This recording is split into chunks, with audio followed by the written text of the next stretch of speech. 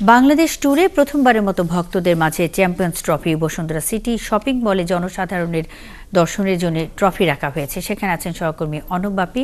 আরও খবর নিয়ে যোগ দিচ্ছেন আমাদের সাথে।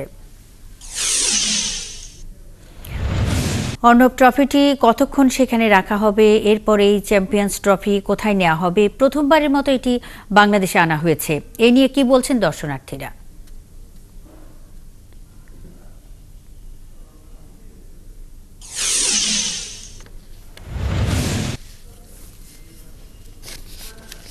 অবশ্যই এই ক্রিকেট কিন্তু বাংলাদেশের মানুষের কাছে একটা আবেগের জায়গা, ভালোবাসার জায়গা, এবং তারা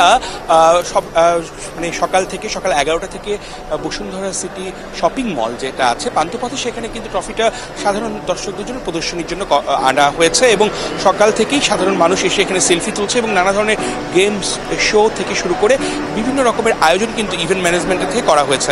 আপনি জানেন এই চ্যাম্পিয়ন্স ট্রফিটা আসলে একটা দীর্ঘ ইতিহাস, এবং যেটা প্রথম বাংলাদেশে 1998 সালে যেটা মিনি বিশ্বকাপ হয়, সেই মিনি বিশ্বকাপটাই 2002 সালে নাম পরিবর্তন করে চ্যাম্পিয়ন্স ট্রফি হয়।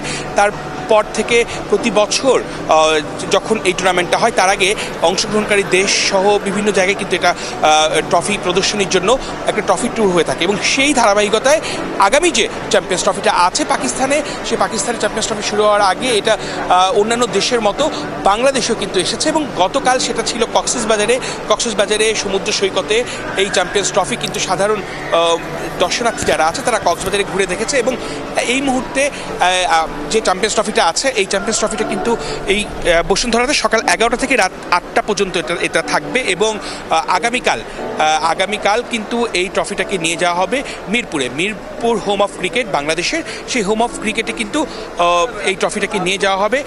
এবং সেখানে ক্রিকেট বোর্ডের কর্মকর্তা থেকে শুরু করে ক্রিকেট সংশ্লিষ্ট যারা আছে তারা কিন্তু এই ট্রফিটা দেখবে। এবং এই ট্রফিকে কেন্দ্র করে, যেরকমটা বলছিলাম, সাধারণ মানুষদের ক্রিকেটের সঙ্গে আরও বেশি আকৃষ্ট করতে, আরও বেশি অনুপ্রাণিত করতে কিন্তু এখানে বিভিন্ন ধরনের ইভেন্ট, গেম শোগুলো করা হয়েছে।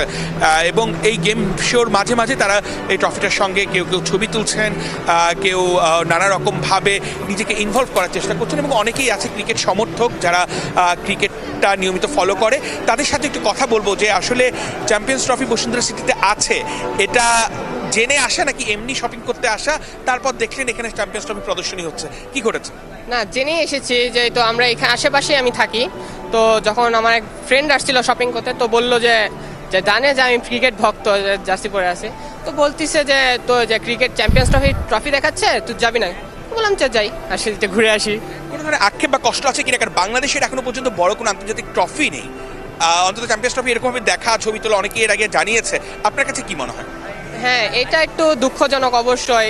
আমরা অনেক দিন যাবৎ ক্রিকেট খেলতেছি অ্যাজ এ বড় নেশন হিসেবে, অস্ট্রেলিয়া, ইংল্যান্ড ওদের সাথে খেলতেছি, কিন্তু বাট আমরা কোনোদিন জিততে পারিনি। লাস্ট 2017 সালে চ্যাম্পিয়ন্স ট্রফিতে মাহমুদুল্লাহ সাকিবের ইয়াতে আমরা নিউজিল্যান্ডকে হারিয়ে যে সেমিফাইনাল পর্যন্ত মনে হয় গেছিলাম, সঠিক জানা নাই। ধন্যবাদ। শুনছিলেন আপনি? অসংখ্য ধন্যবাদ অনুপ বাপি।